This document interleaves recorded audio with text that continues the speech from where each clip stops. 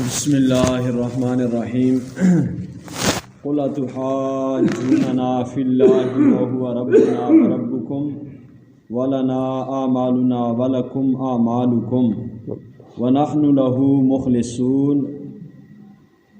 آپ فرمائیے، اللہ تعالیٰ فرماتا ہے کہ آپ فرمائیے کیا تم جھگڑتے ہو ہمارے ساتھ اللہ کے بارے میں، حالانکہ وہ ہمارا بھی مالک ہے اور تمہارا بھی مالک ہے، اور ہمیں ہمارے اعمال تمہیں تمہارے اعمال فائدہ پہنچائیں گے، ہم تو اسی کی اخلاص کے ساتھ عبادت کرتے ہیں۔ ام تقولون ان ابراہیم و اسماعیل و اسحاق و یعقوب والاسباط کانوا ھودا او نصارا قل اانتم اعلم ام اللہ ومن اظلم ممن کتم شہادۃ عنده من اللہ وما اللہ بغافل عما تعملون۔ کیا تم کہتے ہو کہ ابراہیم اور اسماعیل اور اسحاق اور یعقوب علیہم السلام اور ان کے بیٹے یہودی تھے یا عیسائی تھے؟ فرمائیے کیا تم زیادہ جانتے ہو یا کہ اللہ؟ اور کون زیادہ ظالم ہے اس سے جو چھپاتا ہے گواہی جو اللہ کی طرف سے اس کے پاس ہے، اور اللہ بے خبر نہیں جو تم کر رہے ہو۔ یہ عیسائی اور یہودی کہتے ہیں کہ نعوذ باللہ حضرت ابراہیم علیہ السلام سے لے کے حضرت ابراہیم علیہ السلام کے دو بیٹے ہیں نا، کہ حضرت اسماعیل اور حضرت اسحاق، اور حضرت اسحاق علیہ السلام کے بیٹے حضرت یعقوب علیہ السلام ہیں، اور حضرت یعقوب علیہ السلام کے بیٹے حضرت یوسف علیہ السلام ہیں۔ تو عیسائیوں کا یہ دعویٰ تھا کہ یہ سب عیسائی تھے۔ اب اندازہ لگائیں کہ عیسیٰ علیہ السلام آخر میں آئے اور پھر وہ مذہب ان کی طرف منسوب کرتے ہیں جس مذہب میں شرک ہے، اور اس مذہب کو ان نفوس قدسیہ کی طرف منسوب کیا جاتا ہے جن سے یعنی جو گناہ صغیرہ سے بھی معصوم ہوتے ہیں۔ نبی اور گناہ دو تضاد چیزیں ہیں، یعنی جس طرح نور اور ظلمت ہوتی ہے، روشنی اور اندھیرا ہوتا ہے، یہ ایک جگہ جمع نہیں ہو سکتے، یا روشنی ہوگی یا اندھیرا ہوگا، دو ہی باتیں ہوں گی، تیسری نہیں ہو سکتی۔ اسی طرح اگر کوئی ہستی نبی ہے تو پھر گناہ کا تصور بھی نہیں ہو سکتا، یعنی اس کے خمیر میں اللہ نے یہ چیز رکھی ہی نہیں ہے، جیسا کہ عام انسان کے خمیر میں یہ چیز ہوتی ہے کہ وہ گناہ بھی کر سکتا ہے یا وہ نیکی بھی کر سکتا ہے۔ تو نبی کے بعد اولیاء کرام ہوتے ہیں، تو اولیاء سے گناہ ہو سکتا ہے، اور بہت بڑا اللہ کا ولی ہو اس سے بھی گناہ ہو سکتا ہے، حالانکہ وہ گناہوں سے اللہ نے انہیں محفوظ رکھا ہوتا ہے، لیکن انسان ہونے کے ناطے ان سے گناہ ہو سکتا ہے، ٹھیک ہے۔ اور بعض دفعہ تو اس طرح ہوتا ہے کہ پیر اپنے مریدوں کو آزماتے بھی ہیں۔ حضرت سیدی عبدالعزیز دبار رحمۃ اللہ تعالیٰ علیہ، یہ بھی ایک خاص بات ذہن میں آ گئی کہ جب کسی کو کچھ دینا ہو تو وہ آزما کے دیا جاتا ہے، خاص کر کے اولیاء کرام۔ تو سیدی فرماتے ہیں کہ ایک بہت بڑے اللہ کے ولی تھے، تو انہوں نے ان کے کافی سارے مرید تھے جو بڑی محبت کا دعویٰ کرتے تھے، لیکن انہوں نے اپنا راز کسی کو دینا تھا، کسی ایک مرید کو دینا تھا۔ ظاہر ہے وہ جو راز الہی ہوتا ہے سینے میں، وہ کسی ایک کی طرف وہ امانت ان کے پاس ہوتا ہے، منتقل کرنا ضروری ہوتا ہے، یہ ایک علیحدہ ان کا ایک نظام ہوتا ہے اولیاء کرام کا۔ تو وصال سے پہلے وہ راز الہی دوسرے کی طرف منتقل کر کے پھر انتقال فرماتے ہیں، یعنی اپنا روحانی جانشین مقرر کر دیتے ہیں۔ تو اس میں لازمی نہیں ہے کہ اس کے سر پہ امامہ رکھا جائے اور بہت بڑا جلسہ ہو، اس میں اعلان ہو کہ حضرت کے یہ روحانی جانشین ہیں، تو اس طرح کا معاملہ نہیں ہوتا۔ معاملہ اس طرح ہوتا ہے کہ جو ان کا واقعی جانشین بننے کے قابل ہو تو اس کو وہ سینہ بسینہ وہ راز منتقل فرما دیتے ہیں۔ تو آج کل جو گدیوں پہ بعض جگہ پہ اکثر تو ہم نہیں کہتے، لیکن بعض جگہ پہ اس طرح ہوتا ہے کہ باپ فوت ہوا، پیر صاحب فوت ہوئے، باپ تو بیٹا گدی نشین ہے، چاہے اس میں اہلیت ہے یا نہیں ہے، ٹھیک ہے، وہ ایک بادشاہی والا سلسلہ بنا لیا، وراثت زمین والا معاملہ بنا لیا ہے۔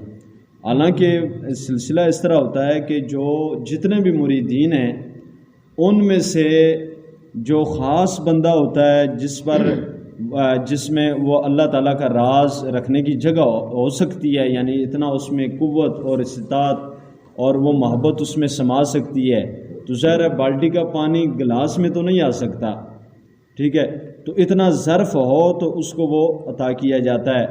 تو خیر آج کل تو اکثر جگہوں پہ یہ بھی ایک کاروبار بن چکا ہے، اللہ تعالیٰ سب کو معاف فرمائے۔ لیکن یہ ہے کہ آج بھی جو ہے کافی سارے لوگوں کو دیکھ کے اچھے لوگ بھی موجود ہیں، یعنی اچھے ایسے لوگ جو واقعی اولیاء کرام ہیں اور جن کا پرانے اولیاء کرام کی طرح سلسلہ ایک نظام ہے۔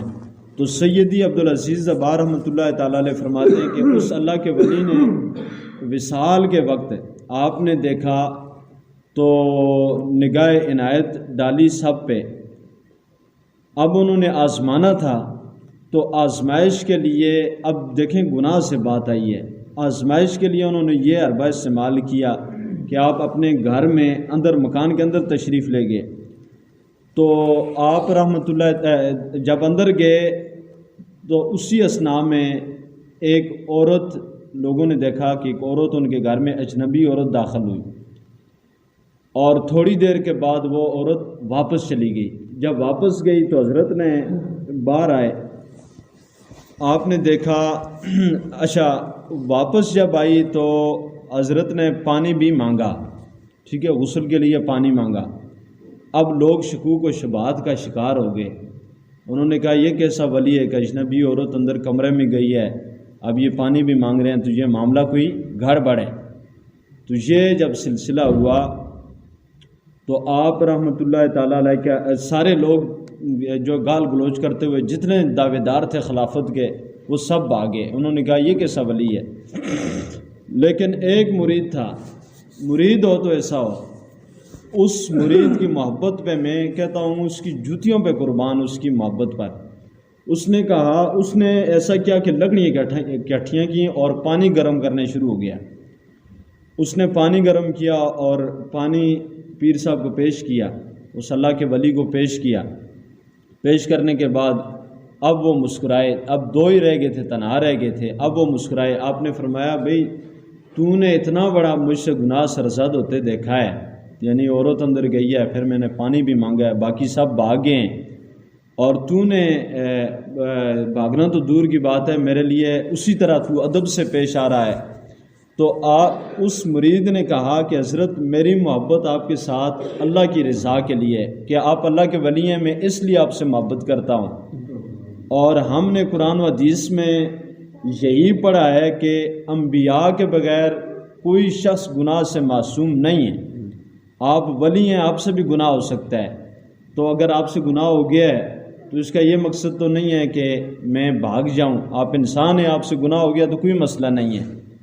تو یعنی اس کی محبت خالص دیکھ کے اور اس کا عقیدہ دیکھ کے نبی کے علاوہ کوئی یعنی گناہ سے معصوم نہیں، تو ان کے سینے میں جو راز تھا انہوں نے وہ راز اپنے مرید کو دیا، اور ساتھ جو ہے واقعہ بھی بتا دیا کہ یہ میں نے آزمائش کے لیے کیا ہے۔ وہ جو عورت تھی وہ عورت نہیں تھی، وہ دنیا تھی، یعنی دنیا ایک جو ہے یہ فریبی ہے، اور جب بھی یہ شکل اختیار کرے تو یا بڑھیا کی شکل اختیار کرتی ہے یا عورت کی کرتی ہے۔ تو یہ دنیا تھی، یہ دنیا جو ہے یہ میرے قدموں میں آئی تھی، تو ساتھ ہی میں نے کہا چلو یہ موقع ہے، میں اپنے مریدوں کو بھی آزما لیتا ہوں۔ تو دنیا میری قدموں میں آئی تو میں نے اس کو ٹھکرا دیا، میں نے کہا یا اللہ مجھے دنیا نہیں چاہیے، مجھے تو آخرت چاہیے۔ تو اب انہوں نے وہ اپنا راز الہی ان کی طرف منتقل کر دیا۔ تو اس واقعے میں ہمارے لیے یہ عبرت ہے کہ بعض دفعہ جو اولیاء کرام ہوتے ہیں، بڑے بڑے اولیاء، ان سے کوئی ایسا فعل سرزد ہوتا ہے، اور اس میں ایک اور چیز بھی ہوتی ہے۔ ایک چیز یہ ہے، اور دوسری چیز یہ ہے کہ حضرت ابراہیم بن حضرت سفیان ثوری رحمۃ اللہ تعالیٰ علیہ غالباً آپ کا واقعہ ہے کہ آپ ایک شہر میں گئے تو دیکھا کہ بہت بڑی عوام لوگوں کا جمع غفیر ہے آپ کے استقبال کے لیے کھڑا ہے اور ماہ رمضان المبارک ہے. تو آپ کے نفس میں انسان ہے، انسان کے نفس میں ان کے دل میں یہ خیال آیا، ان کے نفس نے کہا کہ دیکھو کہ میں کتنا بڑا آدمی ہوں کہ میرے استقبال کے لیے لوگ کھڑے ہیں. تو آپ نفس کی اس چال کو سمجھ گئے، اور یہ بڑا مکر و فریب والا جو ہے نفس ہے، اس کی چال کو سمجھے. تو آپ رحمۃ اللہ تعالیٰ علیہ نے اپنی جو ہے وہ تھیلی مبارک تھی اس میں سے خشک روٹی نکالی اور لوگوں کے سامنے کھانا شروع فرما دیا.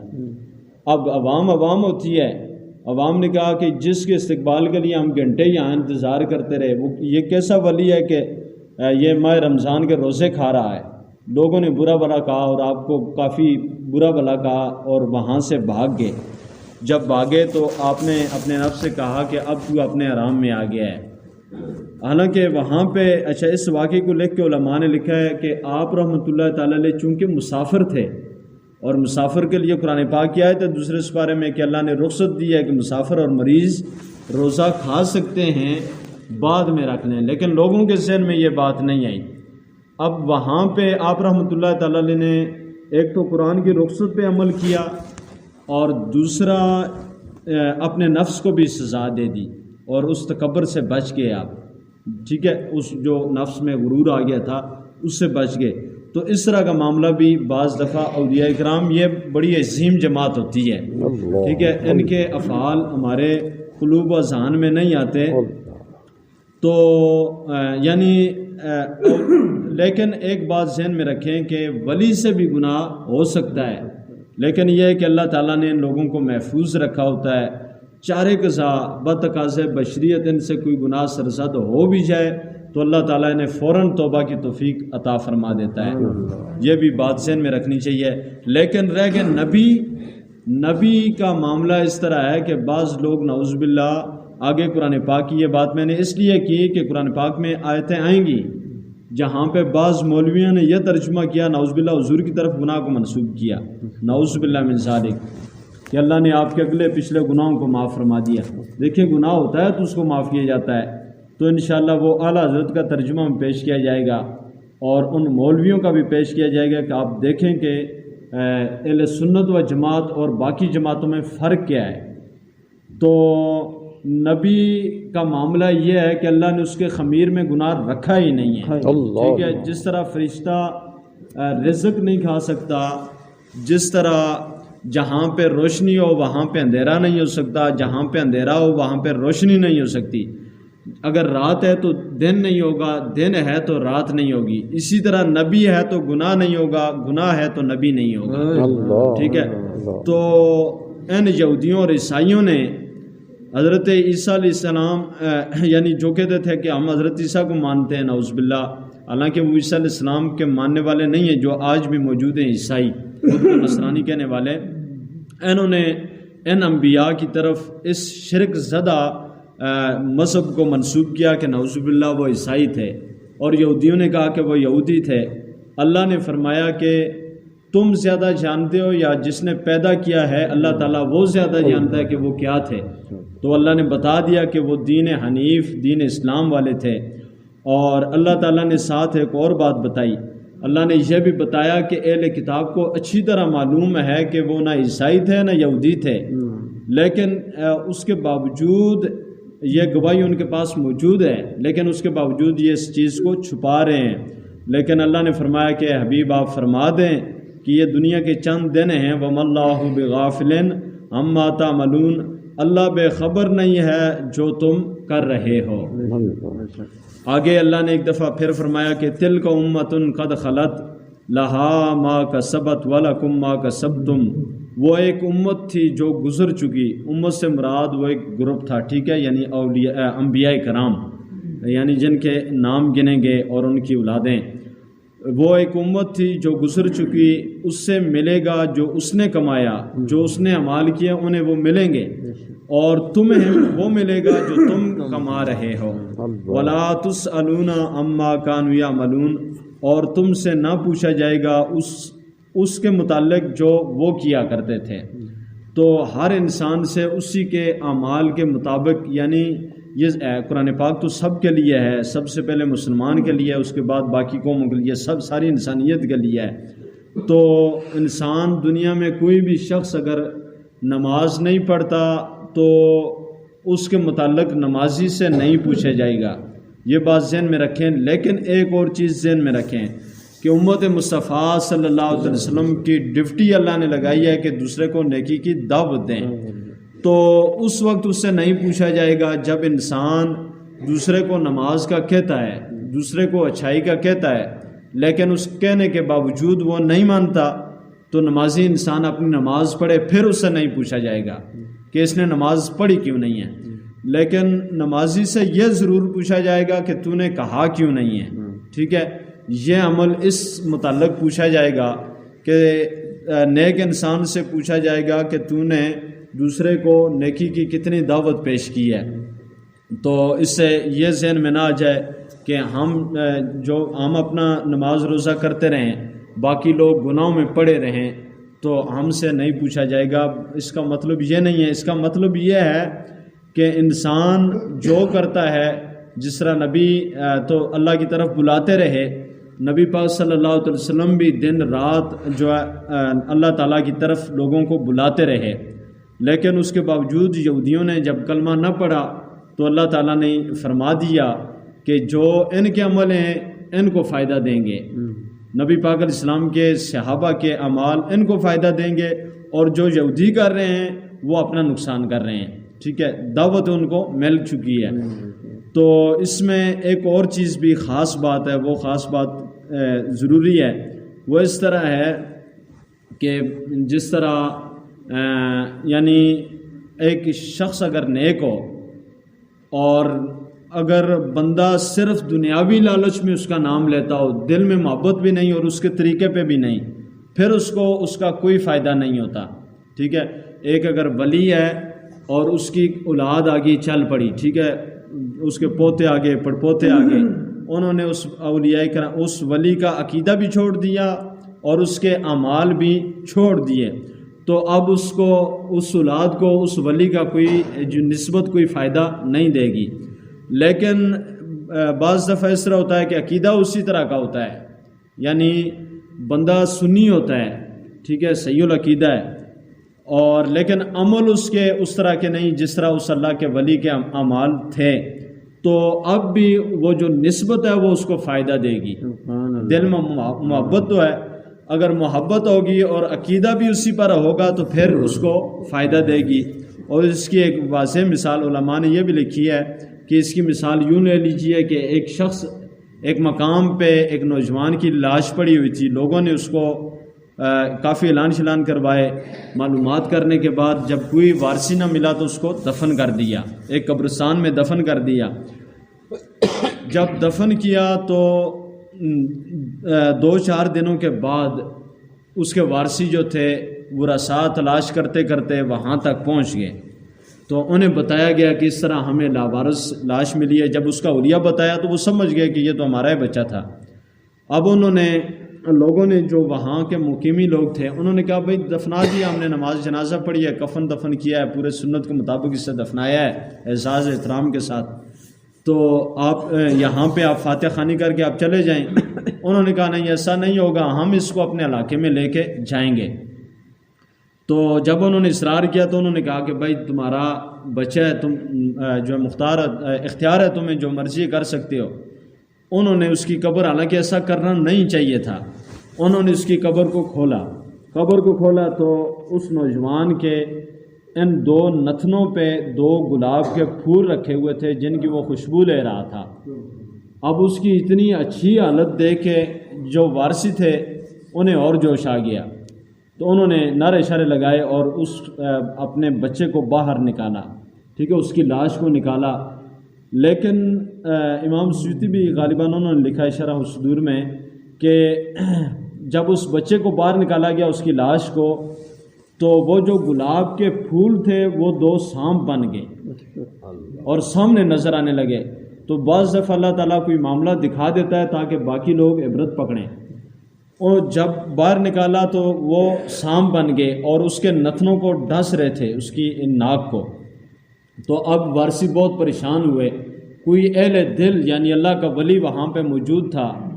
انہوں نے کہا بھائی اگر اس کی بھلائی چاہتے ہو اس نوجوان کی تو اس کو اسی قبر میں دفن کرو. اس کو جب دوبارہ اس کی لاش کو اس قبر میں اتارا گیا تو وہ دوبارہ پھول بن گئے. اب دیکھیں کہ ولی کی نسبت انسان کو کتنا فائدہ دیتی ہے. وہ پھول بن گئے. تو اس اہل دل اس اللہ کے ولی نے کہا کہ لوگوں نے کہا معاملہ کیا ہے. اس نے کہا کہ اس کے گناہوں کی وجہ سے اس کے نصیب میں اس پر قبر میں 2 سانپ مسلط ہونے تھے اس کے گناہوں کی وجہ سے. لیکن اس کی قسمت دیکھیں کہ اللہ نے اس کو ایسی جگہ قبر عطا کی ہے کہ اس کی قبر بالکل اللہ کے ولی کے مزار کے ساتھ ہے. تو آپ دیکھیں اس نے ساتھ مزار دکھایا کہ یہ مزار ہے اللہ کے ولی کا, تو اس کے ساتھ اس کی یہ قبر ہے. تو اللہ تعالیٰ کی رحمت نے گوارا نہ کیا کہ میرے ولی کی پڑوس میں کسی کو عذاب ہو. تو چونکہ اس کے نصیب میں لکھا ہوا تھا تو اللہ کا لکھا ٹلتا نہیں ہے. تو ان سانپوں کو اللہ نے گلاب کی شکل شکل دے دی.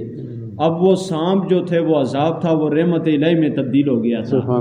لیکن جب تم نے اس ولی کے پڑوس میں سے اس کو نکالا تو یہ اپنی اصلی حالت میں آ گیا. اب دوبارہ تم نے ولی کے پڑوس میں اس کو رکھا ہے تو دوبارہ یہ اللہ کی رحمت کے انوار میں چلا گیا ہے. تو اس طرح یعنی انسان کے تو اس میں علماء نے لکھ کے یہ لکھا ہے کہ اس نوجوان کے دل میں ہو سکتا ہے کہ اولیاء کرام کی محبت ہو تو اللہ نے اس کو یہ رحمت نصیب فرمائی ہو. تو اللہ تعالیٰ مجھے اور آپ کو اپنے اسلاف سے محبت اور پیار کرنے کی توفیق عطا فرمائے. اولیاء کرام سے, علماء سے